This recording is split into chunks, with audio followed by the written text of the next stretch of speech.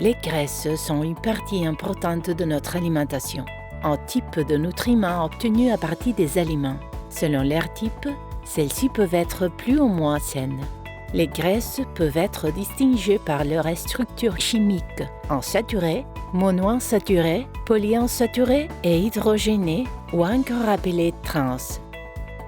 Les graisses de référence dans une alimentation saine et équilibrée doivent être majoritairement monoinsaturées, comme l'huile d'olive, ou polyinsaturées, comme l'huile de tournesol, et celles à éviter sont les graisses hautement saturées, comme l'huile de palme, de noix de coco, ou les graisses d'origine animale comme le beurre ou la crème. Les graisses hydrogénées, d'origine végétale, se distinguent par leur teneur élevée en graisses saturées. Ce sont des graisses traitées chimiquement auxquelles s'ajoutent des atomes d'hydrogène pour passer d'une texture liquide à solide à température ambiante afin qu'elles soient plus malléables dans l'industrie alimentaire. Elles sont principalement utilisées pour l'élaboration de biscuits apéritifs salés comme les pop-corn, les produits pré-cuits, le pâtisserie ou le biscuit sucré. Une consommation excessive contribue à une augmentation des taux de cholestérol dans le sang parmi d'autres pathologies.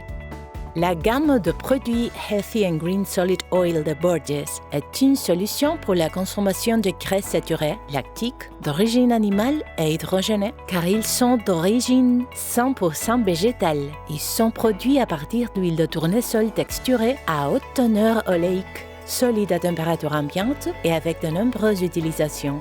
Là où, jusqu'à présent, seules des graisses solides hautement saturées étant utilisées en raison de la texture et du goût requis par cette industrie. La gamme de produits Healthy and Green Solid Oil de Borges offre un profil nutritionnel similaire à celui d'une huile saine.